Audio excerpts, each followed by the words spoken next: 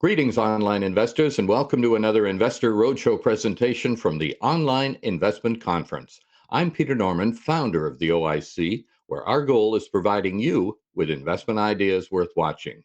We've got another great idea to present to you today. Libra Lithium is a private company focused on advancing and developing a portfolio of grassroots lithium exploration projects in Canada, which together cover over 95,000 hectares of prospective ground in Northwestern Ontario and Quebec. Koby Kushner is CEO of Libra Lithium and joins us here today to present the story. Welcome, Koby. Thanks, Peter. Appreciate that. Happy to be here. This is the first time that we're actually telling the story to outside investors. Up until now, we've been very picky with who we let into the story and who even hears the story. Our website's purposefully vague. So the only way to really learn about Libra Lithium is by having one-on-one conversations with myself or another member of our team up until now. So we are doing genuine grassroots lithium exploration in Canada. And I say the word genuine because we mean this in the most genuine sense. Now we're looking for lithium for batteries, and that's a very new demand driver for lithium. Up until now, we haven't really had that incentive to go out and look for new lithium deposits. Taking a step back, most lithium deposits in Canada were found totally by accident. A lot of people are familiar with Patriot Battery Metals and the Corvette discovery. Now, Corvette is an amazing asset. It wasn't really a new discovery. So Patriot was the first to drill it off, but it was found by accident by Virginia Gold Mines. A geologist was apparently having his lunch on the pegmatite or the deposit, noted some lithium mineralization in the outcrop, and continued on with this search for gold. So we decided, let's not stake around the accidents. Let's not look at closeology. What matters is the local geology. So we took a much more regional approach. We decided to say, okay, well, where should lithium deposits occur? Let's stake it and let's explore it. And to date, our strategy has been paying off. I will be making some forward-looking statements, so please read the slide. Now, lithium, most of it comes from hard rock sources, which is what we are targeting, approximately 60% of it. And most of that is mined in Australia. Australia is the biggest producer of the raw metal. The other 40% approximately comes from brine sources, and most of this is extracted from salars in Argentina and Chile. So I am a mining engineer. I've spent most of my career underground, working in Ontario and Manitoba. I then moved into sell-side equity research. I worked at a mining-only investment bank called Red Cloud Securities, and it was there that I became their lithium analyst.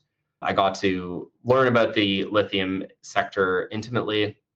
On our team, we also have our VP Exploration, Ben Kuzmic, who helped co-found the company. He generated most of our projects, so we're able to do our project generation in-house thanks to Ben. Ben lives in Thunder Bay near our projects. He has a master's in geology. He actually wrote a thesis on S-type granitic intrusions. Andrew Jeditman also has a master's in geology, also lives in Thunder Bay like Ben, and has worked all across the Superior Craton. We have a manager of Indigenous relations, and his name is Andrew Best. He's been doing this for 30 years. So managing our relationships with local communities is incredibly important to us. We also brought on a technical advisor who is a lithium pegmatite expert. He's currently wrapping up his PhD at the University of Oxford in lithium pegmatites. And then Samir is our CFO.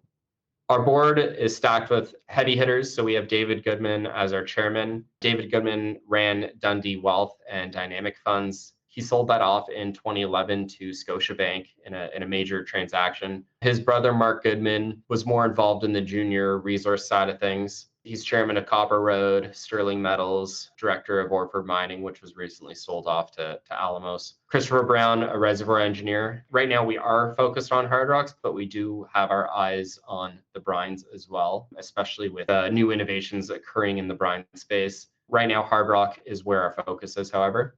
Share structure, very important. It's important to have a very clean structure as well. So it's worth mentioning that anyone that had seed stock in this company is on this page here. We owe a fiduciary duty to the company. There's no one that's in this for a quick flip. We know every shareholder personally. We've kept the story warrant free to date, and we plan to do that as long as we can. So it's a very, very clean structure. We last raised money at 15 cents, which closed in October, and we raised just shy of $1 million. We do have the Shiraz Fund and Olive Resource Capital in here as institutional supporters, and it is rare for a company this early and of this size, and the fact that we're private, to have that type of institutional support. We continue to participate in every round. We write our own checks. So we have over 90,000 hectares, almost 95,000 hectares of ground. You can fit over a dozen Manhattans into this. It's a lot of land to sift through. There's a few takeaways here. So we are one of the largest grassroots explorers in Canada. Having a big land size isn't really a selling point in my view. I think it just speaks to our strategy as we cast a very wide net.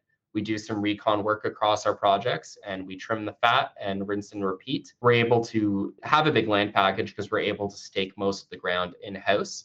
We didn't overpay for any of the projects that were under option. So we have 3 project areas that we did option off from third-party vendors. We didn't option off any existing discoveries. We kept the option payments very manageable. So I think compared to a lot of our peers, the fact that we have a lot of ground that is staked in-house, which means that they're royalty free, it also means that our acquisition costs were much cheaper and our holding cost is a lot cheaper because most of our ground isn't subject to these expensive option payments. Now, where we are geologically is the Superior Craton, and that's a portion of the Canadian Shield that extends from Quebec through Ontario and into Manitoba, home to the largest hard rock lithium deposits in the Americas. Of course, you've got a lot of action in James Bay. We do have a project in the James Bay region of Quebec. We've been so focused over here around Thunder Bay. The reason for that is because we favor the infrastructure advantage. So I think a lot of people forget that lithium, hard rock lithium, is a bulk product. You're taking 1%, give or take, lithium oxide material, and you're turning that into about 6% lithium oxide concentrate, and you're shipping off that concentrate. You're shipping off a lot more materials than you would, say, for a gold mine where your end product is doré. Therefore, access to infrastructure is going to factor into your economics a lot more for a hard rock lithium deposit. We love the highway networks that run through and around Thunder Bay. They're close to our projects. Often, some of our projects have paved highway access. On these highways, on the Trans-Canada Highway, you have a rail network as well. And that rail line goes right through Thunder Bay.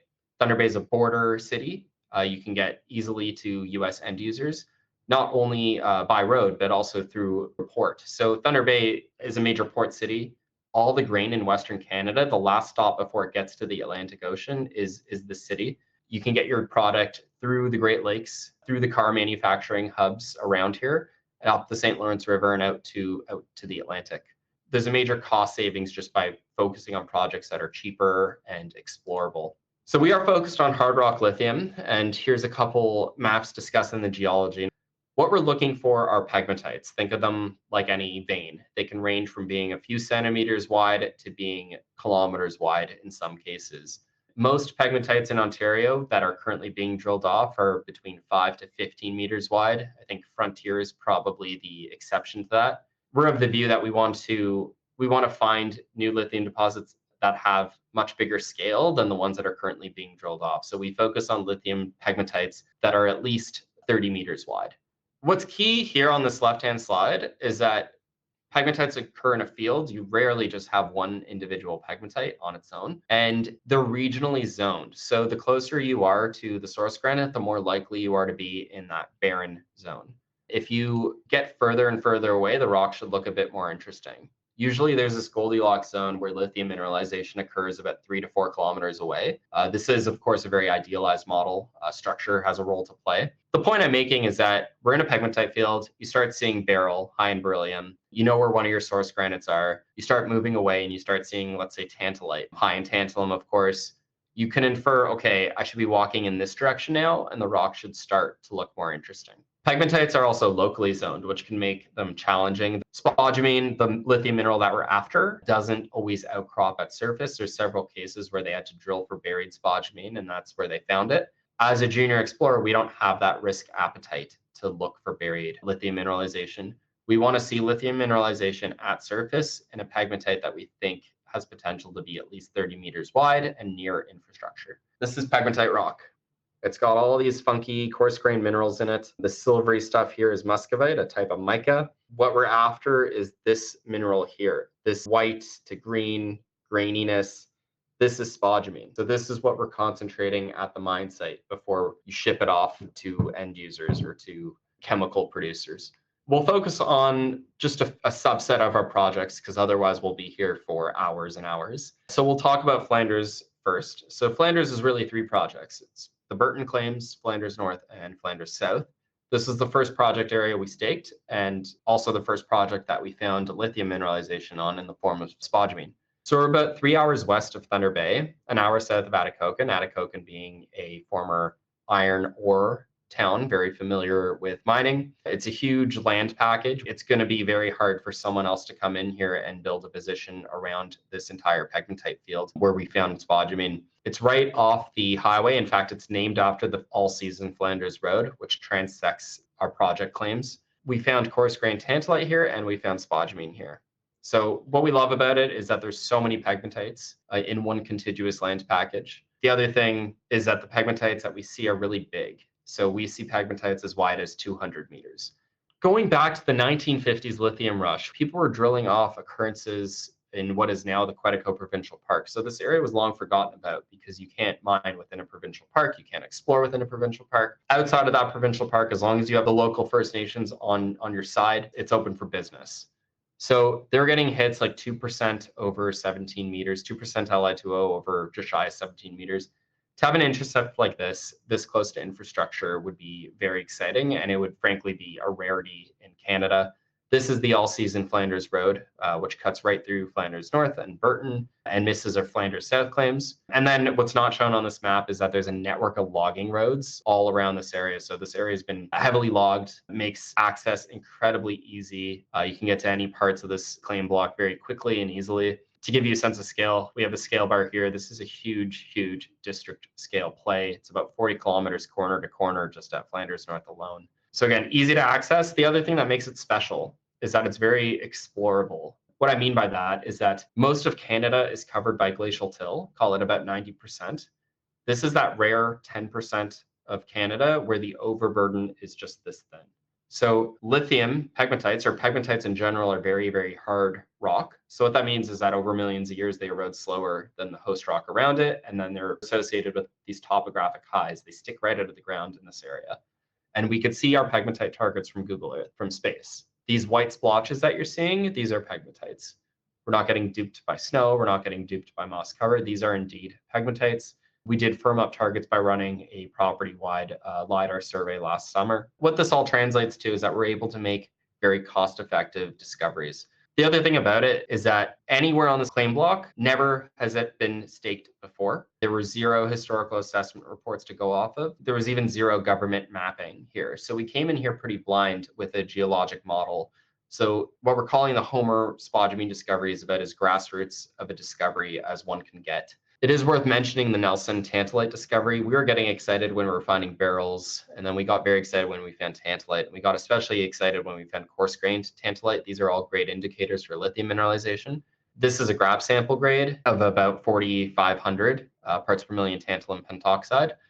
This is wicked high grade. So to give you perspective, the highest grade tantalum resource in the world stems from the Tanko mine in Manitoba. And this grab sample grade, so you take it with a grain of salt, but this grade that you're seeing here is double the grade of the Tanko resource. So the point that I'm making here is that if tantalum ever has a run up, that this just for tantalum alone would be a very exciting project. That being said, we found the Homer spodumene discovery right at the end of our field season. So this is the Homer spodumene discovery. There's a couple things to note about it. So most of the pegmatites in this district that we're calling the Flanders pegmatite field are east-west trending. They trend this way. And you'll notice that this is north-south trending. So that's one thing to keep in mind. When we're doing our traverses on our first pass program, we're going north-south because we're trying to intersect these east-west pegmatites. And we're doing it at very wide spacings, about 200 meters wide. So you can imagine how easy it might be to miss a 35-meter wide pegmatite when you're doing these parallel traverses at such wide spacings. The western contact has been traced, that's been established, and it appears to be subvertically dipping. That tells us that the width that we're seeing here appears to be the approximate true width. We found this right at the end of the field season, just before the snow stuck on the ground. So at this point, we really do have more questions than we do answers. We're excited to get back out here. The eastern contact hasn't yet been established, so it's potentially wider than this. It is open along strike. And what you'll also notice is that we have samples from what appear to be subparallel pegmatites.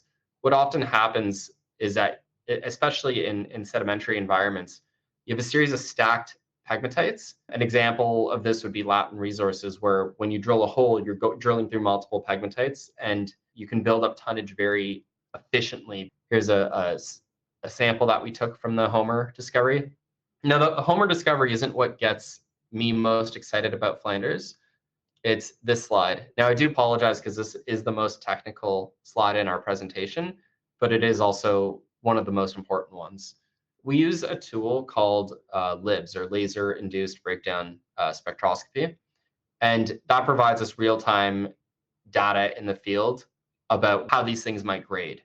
Now, it's not as precise as a whole rock sample, but what's scary about pegmatites is that you could take, if you assume 10% of a mineralized pegmatite is spodumene, that means 90% of it isn't mineralized. So if you're just out there in the bush, everything's covered in moss or lichen, you're trying to collect as many samples as you can, it's very easy to take an unmineralized sample of a mineralized pegmatite. And in fact, that's initially what we did at Homer. The whole rock data might look totally boring, even though it might be from a mineralized pegmatite. So we use our LIBS gun, kind of like a portable XRF, and you can get real-time data on this pegmatite. And what we found is that by analyzing just the micas, in this case muscovite here, and not the spodumene, but just the muscovite, you can get a feeler as to what the overall pegmatite looks like. So the micas act like a sponge, absorb all the trace chemistry around it. What we wanted to do, every LIBS gun is calibrated differently. So we wanted to fingerprint what does a mineralized pegmatite look like using just our LIBS gun. So what we did is we went to the ministry's office, and we also got spodumene samples from other projects. And we built up a database, and we fingerprinted using our LIBS gun what does a mineralized pegmatite look like based solely on the mica data. So they have to be elevated in lithium, of course, and they have to be evolved. And KRB is one of the measures that we use to determine how evolved the pegmatite is. You want to have a low KRB. So all the red dots are samples from other spodumene pegmatites, just the micas across Ontario, and they all plot within the spodumene field, or the spodumene zone. All the black dots are samples that we've taken at Flanders South. And then all the yellow dots are samples that we've taken that plot within this zone. Now, when you move over to where does this plot on Flanders South, all these yellow dots that you're seeing along this 6.5 kilometer trend are very prospective. So this is what we call our discovery machine. And the Homer pegmatite, the Homer spodumene pegmatite, is very much a product of this machine. This was a case of the crew going out there, collecting a sample. We plotted it on this graph, and we said, guys, we're going to extend you one more week. Get back out to this pegmatite. Lo and behold, they come back out on the day that they were supposed to mob out, and they pull off some moss, and there's spodumene underneath it. So we want to get back out here, knowing what we know now. We want to prospect a bit more in an east-west direction, so that way we can cover off those north-south pegmatites. And we want to do it along the 6.5 kilometer trend. Looking at the LiDAR data, there appears to be something structurally complex happening here. So we think for another $300,000, we can prospect along this trend, and we can uncover additional spodumene-bearing pegmatites. Keep in mind that in terms of capital raised needed to get to a brand new lithium discovery, on average, looking at our peers, it costs somewhere around 4 million to 5 million bucks Canadian in terms of capital raised needed to get there. And we think we could do this for just another $300,000. At Flanders North, this is still a pre-discovery story, but we're not done here at all. We found lots of beryl. We found fractionation trends. This is a newly identified S-type pluton, never before mapped at all. We found fine-grained tantalite as well. We're seeing elevated values in the whole rock data. The point that I'm making here is that we've homed in on 2 areas that we're going to pursue this season. Souls Bay Carron, this is one of the projects that we optioned off. And one of the questions we get is how come Ontario doesn't have these massive pegmatites like James Bay does? Part of what we're doing here is we're trying to prove that Ontario is equally as capable. Geologically speaking, there's no reason why it isn't. Geology doesn't care about these artificial borders that humans put on maps. The pegmatite here has been mapped by the government years ago. The program was part of Operation Treasure Hunt, and I believe it was more focused for cesium at the time. They mapped a tourmaline-bearing pegmatite, so good indicators here. They drew a blob around everywhere where there was outcrop, and anywhere within this blob is indeed pegmatite. So there's potential for this to be a giant, giant pegmatite, 1.5 kilometers wide by 13 kilometers long. Even if it's a swarm and it's only 10% this big, so 150 meters wide, that still has potential to be, Corvette sized. So we're pretty excited to get out here. What we did last year, we didn't expect the values to come back this good. We didn't know the project would be this exciting. We did a recon program here. It took about 5 days, two-person crew. The crew collected about 50 odd samples. 6 of those samples came back positive for spodumene and something called FTIR, which if you're familiar with XRD, it's very similar to that. FTIR, rather than telling you the percentage lithium, it tells you the percentage spodumene. So the black dots are sample locations. The yellow diamonds are samples that came back positive for spodumene in the FTIR. Even the pegmatites that are here and here, like over here, never before sampled. This looks small on this map, but this is still 150 meters wide. Like this still has world-class potential. So what I love about this project is the size of the prize. We're looking at potentially one of the largest hard rock lithium deposits globally. And then the cost of the test, you're looking at somewhere between $300,000 to $400,000. So later this month is when we're going to do our program here, and we're going to step on every outcrop that we can. We finished off the LiDAR and ortho survey, which gave us a lot of targets for a heli supportive program. The heli program will help us avoid any waterways and will make access very quick and easy. And we think we can bang this out in about 2 weeks, and that'll help answer some questions that we have about this project. So again, this is size of the prize is huge. Cost of the test is relatively dirt cheap. To go back to, I believe it was September, either way, it was later in the field season last year. This ground kind of opened up at the same time. A few prospectors came in here, staked up what were historically mapped pegmatites. Last Resort Resources and Bounty Gold Corp, they came in there, looked at some of these historically mapped pegmatites, and the government didn't note any spodumene at the time, but these guys went out there and they found spodumene in pretty sizable pegmatites. Where we are is we're right at the Trans-Canada Highway. Location's great. 2 dots make a line, 3 dots make a more convincing line. We have spodumene 100 meters from our claim boundary. We have similarly mapped pegmatites by the government. In fact, some of our pegmatites are quite large. We have one that's mapped as 500 by 700 meters. So we're going to do this one in stages. We did our LiDAR and ortho survey. That's complete. And we just kicked off exploring this project with a first pass prospecting program. We did find zinwaldite. Zinwaldite looks like biotite. In fact, I have the sample right behind me. It's a lithium-bearing mica, this black thing that you're seeing here. What it tells us is that the pegmatites that we're looking at are very fertile, and that there's a good chance, we think that there's a good chance that there's spodumene nearby on our claims. Depending on how this first pass program goes, we'll probably do a second pass program as well. One question I get a lot is, how do you value a company that's so early stage? I believe that at the end of the day, when you're sub $25 million, give or take market cap, investors are purely just betting on the management team. And how do you measure the success of a management team? I believe you do that by looking at what have they done with the capital raised to date. Now, all the companies here claim to be grassroots lithium explorers, and this is how much money they've raised in 2022 and 2023. What I looked at was the number of new lithium discoveries that they've made and how many discoveries did they acquire. So keeping in mind, a lot of these projects were acquired with stock rather than cash. So if anything, this comparison actually works against Libra's favor. We didn't acquire any existing discoveries using paper. So it turns out that the average cost of a new lithium discovery is about $4 to $5 million in capital raised needed to get there. The inverse of that is something I'm calling discovery skill. So that's a number of discoveries per $1 million Canadian raised. We are doing very well. We found lithium mineralization at 2 projects. Our number is 1.1 on the discovery skill. We're doing a lot better than most of our peers. We were able to make low-cost discoveries. And I argue that a company's valuation, going back to betting on the management team, should probably correlate to this discovery skill. To our knowledge, at least, we're the only lithium explorer with two lithium discoveries for less than $2 million in capital raised in less than a year. And what's important is we think that this is repeatable.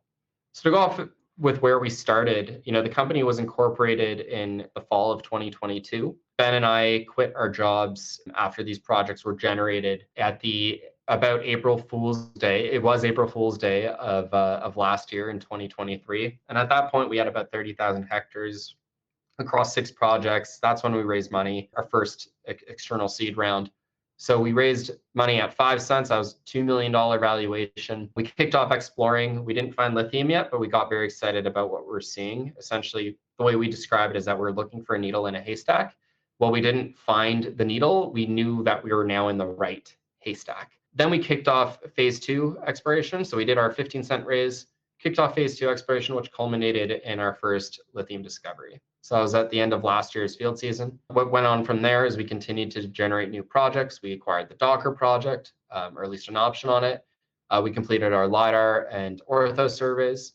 And the goal for this year is to just bank up as many new lithium discoveries as we possibly can. And when the markets turn, we'll go and drill our best one. So just why we're different, we don't have our fingers in a million other similar deals. This is our one lithium deal. We focus on the local geology, not how close you are to Corvette or how close you are to Frontier. Geology can change quickly. Just because you're close to something doesn't mean that it's more prospective. So we prioritize prospectivity first and foremost. We are from the industry, recalling I am a mining engineer and we have a very technical team. We understand lithium well, both the lithium market as well as the geology associated with exploring for it. We don't chase hot money. We're in this for the long term. We don't overhype anything. And we've been very, very efficient in how we spend our dollars. We all took salary cuts for this. At the end of the day, we're in this for the sweat equity. And with that, thank you for hearing the story. Koby, great presentation. With that impressive list of projects, Libra Lithium sounds like a company with an exciting future ahead of it. Now let's delve into a few questions. First question, why the focus on grassroots exploration as opposed to trying to get into something more advanced? The big reason is because when you look at a map of the existing resources in Ontario, most of those pegmatites being drilled off are pretty narrow. And by the time most of these things go to production decision, that there'll be better discoveries made elsewhere, closer to infrastructure, and just more sizable as well. So the choice to focus on grassroots lithium exploration as opposed to being a development story was very much deliberate. We're really just taking advantage of the fact that grassroots lithium exploration hasn't really been done much before. Why the focus on hard rock as opposed to brine? In a very tight market where one mine coming offline can put the lithium market back in a deficit, or a mine coming online puts it suddenly into a small surplus. It's a very tight market. What majors and what OEMs prefer is something that is reliable and can quickly come online. So hard rock deposits are much quicker to come online than brine deposits. The brine potential in jurisdictions that are IRA compliant, such as Canada, generally require something called direct lithium extraction, or DLE. It hasn't really been done commercially yet on a pure play basis, as in with zero evaporation. And for these traditional brine deposits, you need evaporation. So if you're in South America, you need to be in a desert environment. You can't really do that in Canada, and you can only do it in a couple places in the US. If any of your viewers are familiar with gold, people often look at EV per ounce. For lithium's case, we look at EV per ton LCE. So hard rock deposits at the lower end, when we started this off, we're trading at $300 US a ton LCE. That's the lowest that they traded for. There's a huge valuation gap between the two. We wanted to be more efficient in how we raise capital. If you wanted to deploy funds into both brines as well as hard rock, it makes a lot more sense to start off as a hard rock explorer because you're going to get a lot better value for that. And it allows you to raise capital more efficiently through that. Why so many projects? Would you not perhaps be better off to focus on 3 or 4? So many projects because there's an ocean of opportunity out there. Going back to the fact that grassroots lithium exploration is brand new, Also, the fact that we're able to generate our assets in-house makes it a lot cheaper. The other thing is that it's relatively quick for us to walk away from an asset. After we do recon work, it's very quick for us to trim the fat and decide whether or not we're going to keep an asset or continue on with another one. We're not just going to focus on 3 or 4. We're going to focus on a few at a time, do recon work across some of the ones that haven't seen any work yet, and then, of course, trim the fat and rinse and repeat. When it comes to bringing a lithium mine to production, how does it compare to a gold or silver or other metallic mine? So it's generally quicker, with the caveat that Canada doesn't have that much of a track record yet for bringing in new production. So it's hard to really give a fair comparison for Canada specifically. But if you look at Australia and Brazil, generally it's much quicker. The reason for that is several reasons. Is one, it could be very relatively cheap capex. Capital intensity is a lot. It might be very cheap because you're looking at doing simple processing. You're looking at often using dense media separation or DMS. To get a DMS plant up and running, you're looking at probably $200 million range to get that. But you're shipping off that concentrate. So it's not like you're turning it into doré. Sometimes you'll have to add a flotation plant, which will cost more depending on what your spodumene looks like. The other thing is that environmentally speaking, there's no sulfides in pegmatites. You're not dealing with acid rock drainage. Therefore should be a lot easier to permit. It's essentially like a quarry. There's no cyanide needed to get the lithium out of it. DMS is basically gravity. It's a physical process. How much cash are you got in the bank? Are you going to have to do another raise soon? And will that raise be open to other investors? So we did spend most of that $1 million that we raised, we'll just shy of $1 million on paying for that program last year. So to kick off this year's program, we fortunately did receive grant money to the sum of $200,000. So right now in the bank, we're sitting at about $250,000. We will be looking for more funds. We do have some committed. We are writing a check again ourselves, and we would invite others to play along with us at the same terms. You've obviously given some thought about going public. Any idea of the timeline that you're aiming for there? We hope to be public this time next year. In this market, it makes a lot of sense where a lot of lithium companies, the froth has worn off, and a lot of them are very distressed. A lot of them have trouble raising money. We're fortunate in that we have the ability to raise capital. Those that can raise capital, I think, will be the survivors here. Now, what we want to do is take advantage of the fact that a lot of these companies are trading poorly. Some of them are going to have to drop their assets. We would like to be public solely so that we could consolidate. That's what we're thinking. Can you expand on that? Do you think there's opportunities to consolidate with some of these troubled lithium companies out there? Absolutely. We have a shopping list out there, and I won't be saying who's on our shopping list. There's companies that have really good assets, some of them with pegmatites that have never been drilled before. It's a lot easier to consolidate using your stock as currency. Unfortunately, people don't care as much about private company paper as they do public company. So the reason for us to go public, it used to be so that way we can access public capital and do a drill program.